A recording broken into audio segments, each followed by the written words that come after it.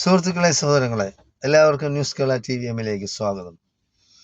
അപ്പോൾ തിരുവനന്തപുരത്ത് നമ്മുടെ കോർപ്പറേഷൻ മേയർ VV രാജേഷും സംഘവും 20 പേര് കോർപ്പറേഷൻ കൗൺസിലർമാരെ അയോഗ്യരാക്കിയത് താൽക്കാലികമായിട്ടാണ്. കാരണം അവർ സത്യപ്രതിജ്ഞ ചെയ്തത് ശരിയായ രീതിയിലല്ല. 4 ആഴ്ചത്തെ സമയം കൊടുത്തിട്ടുണ്ട്. അപ്പോൾ 19 പേരും എത്രയും പെട്ടെന്ന് ഇന്നലെ തന്നെ അവർ സത്യപ്രതിജ്ഞ ചെയ്തു പുതുതായിട്ട്. അതായത് ഇന്ത്യൻ ഭരണഘടന അനുസരിച്ച് ഈ സത്യപ്രതിജ്ഞ എടുക്കുമ്പോൾ, അതായത് പൊതുപ്രവർത്തകർ ഗവൺമെൻറ് കോർപ്പറേഷൻ്റെ ആയിരുന്നാലും മുനിസിപ്പാലിറ്റി ആയിരുന്നാലും പഞ്ചായത്ത് ആയിരുന്നാലും നിയമസഭയിലായിരുന്നാലും പാർലമെൻറ്റിലായിരുന്നാലും അതിനൊക്കെ ഒരു ചട്ടക്കൂടുണ്ട്. ആ നിയമങ്ങളുണ്ട്, അതനുസരിച്ച് ചെയ്യണം. BJP-ക്കാർക്ക് തോന്നിയതുപോലെ ഞാൻ കുരങ്ങൻ്റെ പേരിൽ ഞാൻ സത്യപ്രതിജ്ഞ ചെയ്യുന്നു, അല്ലെങ്കിൽ ഞാൻ എലിയുടെ പേരിൽ സത്യപ്രതിജ്ഞ ചെയ്യുന്നു, അല്ലെങ്കിൽ ഞാൻ ബലിദാനിയുടെ പേരിൽ സത്യപ്രതിജ്ഞ ചെയ്യുന്നു, അല്ലെങ്കിൽ ശ്രീ പത്മനാഭന്റെ പേരിൽ ഞാൻ ശ്രീ പത്മനാഭൻ എന്നൊക്കെ ഈ ട്രാൻസ്പോർട്ടിനൊക്കെ പറയുന്നുണ്ട്. അപ്പൊ അതിന്റെ പേരിലൊക്കെ സത്യപ്രതിജ്ഞ എന്ന് പറയുന്നത് ദൈവനാമത്തിൽ അല്ലെങ്കിൽ ദൃഢപ്രതിജ്ഞ. അതാണ് 2 എണ്ണം. ഈ ദൈവം എന്ന് പറയുന്നത് ഹിന്ദു ആയാലും മുസ്ലിം ആയാലും ക്രിസ്ത്യാനി ആയാലും യഹൂദനായാലും ദൈവം ഒന്നേ ഉള്ളൂ. അത് ആദ്യം മനസ്സിലാക്കണം. അത് ഈ BJP-ക്കാർക്ക് പൊട്ടന്മാർക്കും വിഡ്ഢികൾക്കും പറഞ്ഞാൽ മനസ്സിലാവില്ല. കാരണം അവനൊക്കെ ഈ മൃഗങ്ങളുടെയും മനുഷ്യരുടെയും കാഷ്ടം ഭക്ഷിച്ചാണ് ജീവിക്കുന്നത്. അപ്പൊ അവരെടുത്ത് അത് പറഞ്ഞിട്ട് കാര്യമില്ല. എന്നാലും അറിയാനുള്ള മനുഷ്യർക്ക് വേണ്ടി ഞാൻ പറയുകയാണ്. ദൈവം എന്ന് പറയുന്നത് മുസ്ലിങ്ങൾ അള്ളാഹു എന്ന് പറയും, അത് തന്നെയാണ്. വേറെ ഒരു ദൈവം അവിടെ അവർ പറയുന്നില്ല. അല്ലാതെ ഹിന്ദുക്കളും പറയും സർവശക്തൻ, ഈശ്വരൻ, ദൈവം എന്ന് പറയും. അതിന്റെ പേരിൽ സത്യപ്രതിജ്ഞ ചെയ്യാം. ക്രിസ്ത്യാനിക്കായിരുന്നാലും ദൈവനാമത്തിൽ ഗോഡ് എന്ന് തന്നെയാണ് പറയുന്നത്. അല്ലാതെ ജീസസ് എന്നും പറഞ്ഞ് എവിടെയും സത്യപ്രതിജ്ഞ ചെയ്ത് ഞാൻ കേട്ടിട്ടില്ല. ജീസസ് എന്ന് പറയുന്ന മനുഷ്യനായിരുന്നു. അപ്പൊ അങ്ങനെയാണ്. അപ്പോ അവർക്കും യഹോവ എന്ന് പറയും. പക്ഷെ അതൊക്കെ ഇവിടെ കേരളത്തിലാണ് പറയുന്നത്, വേറെ എവിടെയും പറയില്ല. ലോകത്ത് എവിടെയും മുസ്ലിം പറയുന്ന അള്ളാഹു, അതായത് ദൈവം, ദൈവത്തിന്റെ അറബ് പേരാണ് അള്ളാഹു എന്നുള്ളത്.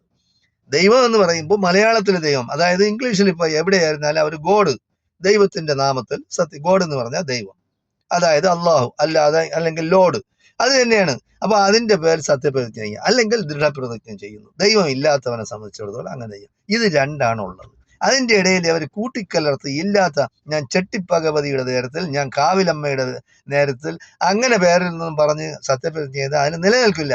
അത് നിലനിൽക്കാത്ത കാരണം എങ്ങനെയാണെന്ന് പറഞ്ഞാൽ ഒരു CPM-കാരൻ കൊണ്ടുവന്ന് കേസ് കൊടുത്തു. സത്യമാണ്, അത് അങ്ങനെ വേണമല്ലോ.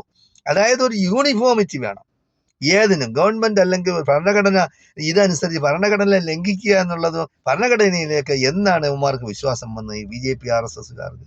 അവർ ഭരണഘടന പിച്ചിച്ചീന്തിയവരാണ്. ദേശീയ പതാക 3 കളറുള്ള ഇയാണെന്ന് പറഞ്ഞ് പിച്ചിച്ചീന്തിയവരാണ് ഈ RSS-കാരും സംഘപരിവാറുകാരും. ഇപ്പോഴല്ലേ അവർ ഭരണം കിട്ടിയപ്പോഴല്ലേ ഭരണഘടനയാണ് മറ്റതാണ് മറിച്ചാണെന്നും പറഞ്ഞു വരുന്നത്. എന്തായാലും ശരി. അപ്പോൾ അങ്ങനെ അവർ ചെറ്റത്തരം കാണിച്ച് നടന്ന ഇപ്പോൾ ഇങ്ങനെ ഒരു അമളി പറ്റി. ഇപ്പൊ അവര് സത്യപ്രതിജ്ഞ ചെയ്ത് 19. ഇനി ഒരാളിവിടെ ചെയ്യാണ്ട്. അവനൊരു ഗുണ്ടയാണ്, അവൻ വിയൂർ സെൻട്രൽ ജയിലിൽ കിടക്കുകയാണ്.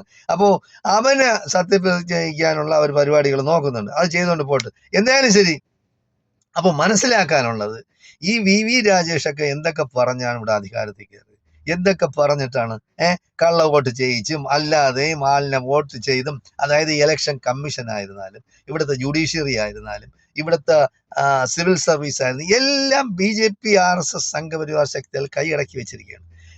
അപ്പൊ അങ്ങനെ അവർ ഏതെല്ലാം രീതിയിൽ ജയിക്കാനൊക്കെ കള്ളം പറഞ്ഞും കാവഡ്യം കാണിച്ചും പോളിംഗ് മെഷീനിൽ കൃത്രിമം കാണിച്ചും ഒക്കെ അവർ ചെയ്യും. ഇപ്പൊ വടക്കേ ഇന്ത്യയിലും യാതൊരു ബോധമില്ലാത്ത ജനങ്ങളുടെ ഇടയിലൊക്കെ അവർ എവിടെ കൊണ്ടുവന്ന് ഒരു പ്രസ് ചെയ്താലും, ബട്ടൺ പ്രസ് ചെയ്ത് കൊടുത്താലും താമരയെ വിരിയുള്ളൂ. അവിടെ വേറൊന്നും അറിയാം. കാരണം പാവങ്ങൾക്ക് അറിഞ്ഞും കൂടെ അവർ പോവുകയും ചെയ്യും.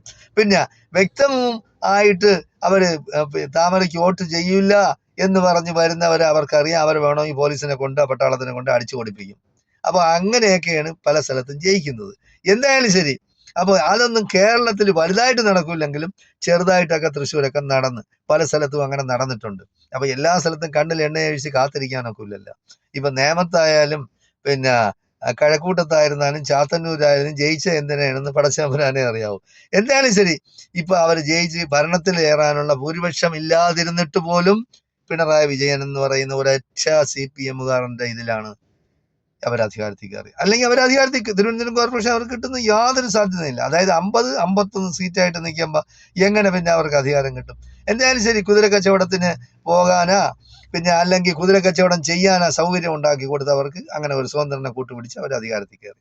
എന്തായാലും ശരി, ഒരു കള്ളൻ, ഒരു തെമ്മാടി, ഒരു ഗുണ്ട ഇപ്പോഴും ജയിലിലാണ്. അവന് വരാനായിട്ടുള്ള വിദൂര സാധ്യത പോലുമില്ല. ഭരണം ചിലപ്പോൾ ഇതാവും.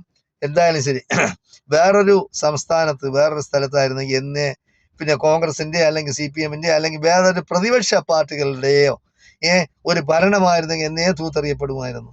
ഇത് പിന്നെ BJPയെ ഭയന്നാണ് വിട്ടുകൊടുത്തിരിക്കുന്നത് ഈ CPM. അല്ലെങ്കിൽ കോൺഗ്രസും UDF-ഉം LDF-ഉം കൂടെ ചേർന്ന് ആ സ്വതന്ത്രനെ തന്നെ മേയറാക്കിക്കൊണ്ട് അവർക്ക് ബാക്കിയുള്ള സ്റ്റാൻഡിംഗ് കമ്മിറ്റി ചെയർമാൻമാർ ഇതെല്ലാം വീതിച്ചെടുക്കാൻ വേണമെങ്കിൽ. പക്ഷെ അതൊന്നും ചെയ്യാതെ അവർക്ക് BJPക്കായിട്ട് അങ്ങനെ സ്വർണ്ണ തളികയിൽ വെച്ച് അവർക്ക് ഭരണം കൊടുത്തിരിക്കുകയാണ്.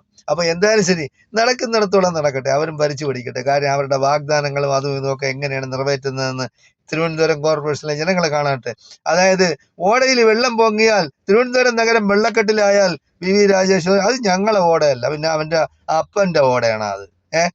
ഓടയെന്ന് പറഞ്ഞ കോർപ്പറേഷന്റെ വകയല്ല, അത് വേറെ ആരതാണത്?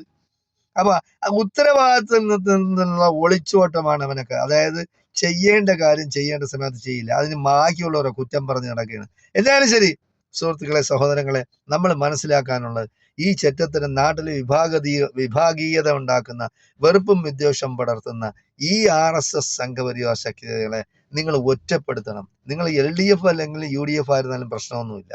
അതായത് ജാതീയമായി വേർതിരിവ് കാണിക്കുന്ന, വെറുപ്പും വിദ്വേഷവും സമൂഹത്തിൽ പടർത്തുന്ന എവരെ നമ്മൾ ഒറ്റപ്പെടുത്തി നിർത്തി നമ്മുടെ മതേതരത്വവും ജനാധിപത്യവും കാത്തു സൂക്ഷിക്കണമെന്നും ജനങ്ങളെല്ലാം സൗഹൃദത്തിലും സന്തോഷത്തിലും സഹകരിച്ച് ജീവിക്കണമെന്ന് ആഗ്രഹിക്കുന്നവരെല്ലാം ഈ സമൂഹത്തിലെ ക്യാൻസറിനെ നമ്മൾ ഇല്ലാതാക്കണമെന്നുമാണ് എനിക്ക് എല്ലാവരോടും പറയാനുള്ളത്.